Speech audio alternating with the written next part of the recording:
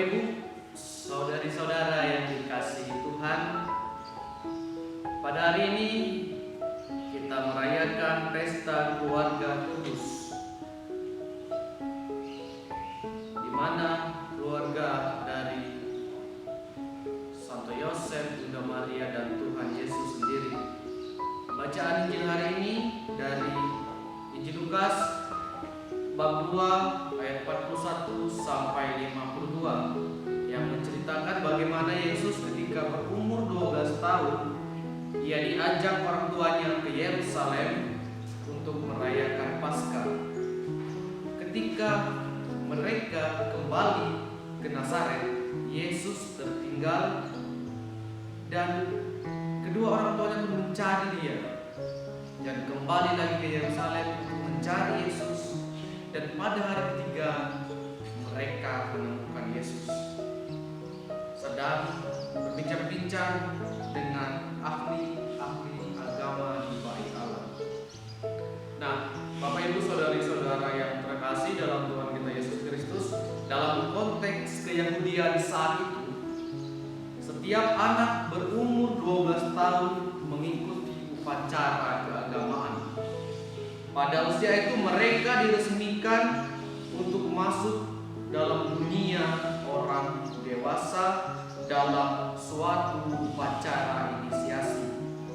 Dapat diperkirakan bahwa Yesus menerima upacara ini di bait Allah di Yerusalem sebelum perayaan Paskah. Baru setelah ikut upacara itu, seorang anak dapat ikut serta penuh dalam perayaan Paskah. Ia juga boleh diterima dalam sekolah Taurat.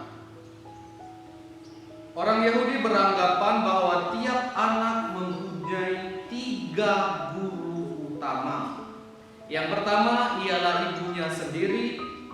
Dialah yang membesarkan dan melahirkan hingga disapi. Kemudian peran pendidik diambil oleh seorang ayah hingga anak itu memasuki masa pubertas, usia 12 sampai 13 tahun. Pada usia itu seorang anak mulai masuk dunia orang dewasa dan wajib hidup menurut ajaran Taurat. Kini gurunya ialah Taurat sendiri.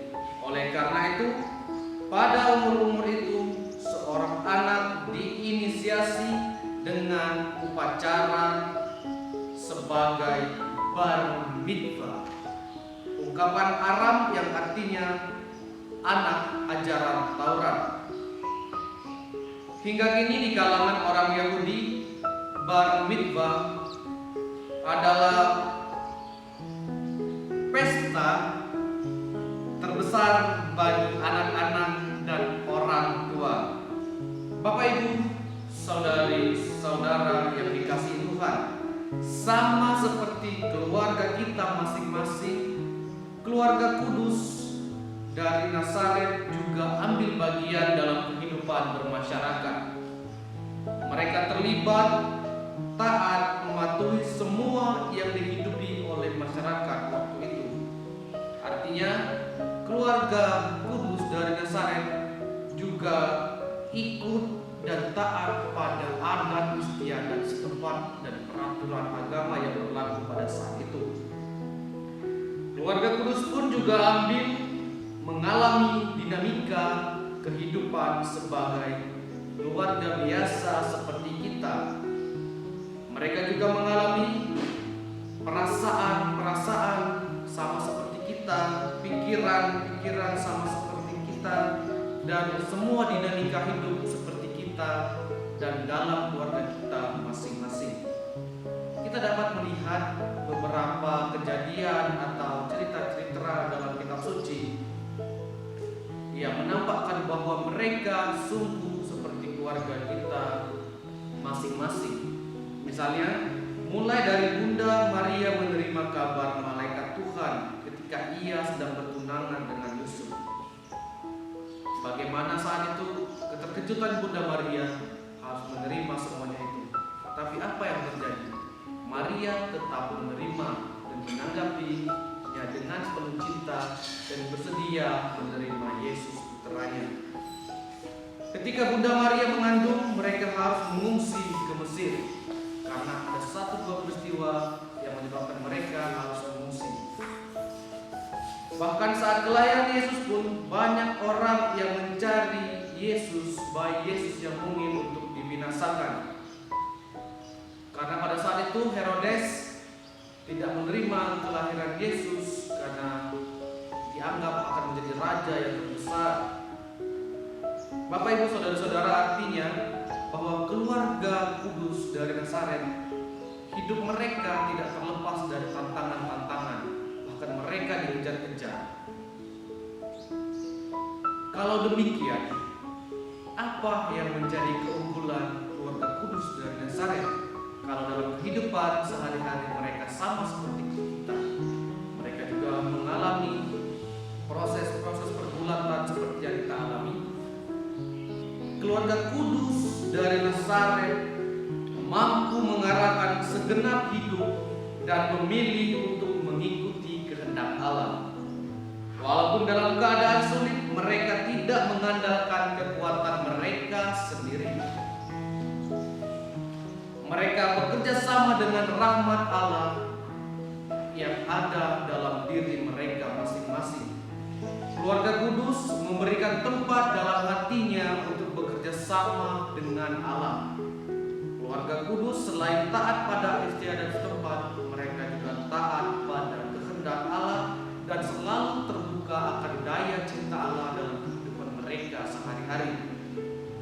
Bapak Ibu Saudari-saudari yang terkasih dalam Tuhan kita Yesus Kristus, dalam kehidupan sehari-hari keluarga kita juga tidak terlepas dari pergumulan melawan kelemahan-kelemahan manusiawi dan kecenderungan-kecenderungan negatif dalam diri manusiawi kita, terutama kemalasan, nafsu kekuasaan, keserakahan, ketamakan, iri hati, emosional yang tidak stabil, keegoisan, congkak, dan kesombongan. Dalam diri kita masing-masing mengandung kecenderungan-kecenderungan negatif seperti ini. Mungkin kecenderungan ini ada dalam diri kita, bahkan sampai sekarang ada. Mari kita bertanya diri, bagaimana kecenderungan ini kita hadapi dalam kehidupan sehari-hari. Apakah kecenderungan ini masih mendominasi dalam diri kita yang mempengaruhi kehidupan kita sehari-hari? Hari ini kita diajak untuk meneladani kehidupan keluarga kudus dari Nazaret. Mereka adalah gambaran keluarga Kristiani yang ideal. Mereka mampu mengarahkan kecenderungan hidup mereka hanya kepada kehendak Allah dan melakukannya dalam kehidupan sehari-hari. Maka dari itu, pada kesempatan ini marilah kita belajar dari Santo Yosef. Dengan teladan kebapaannya, penuh kebijaksanaan dan taat untuk mewujudkan kehendak Allah dalam melindungi keluarga kudus dari Nazaret. Marilah juga kita belajar dari Bunda Maria. Dengan sifat keibuannya, ia mampu melayani dan mencintai keluarga kudus dari Nazaret dengan sepenuh hatinya. Dan pada akhirnya marilah kita belajar dari Yesus Kristus sendiri yang menempatkan urusan Bapaknya di tempat utama dan pertama dalam hidupnya. Akhirnya, semoga hari raya pesta keluarga kudus hari ini mengingatkan kita akan keluarga kita masing-masing. Karena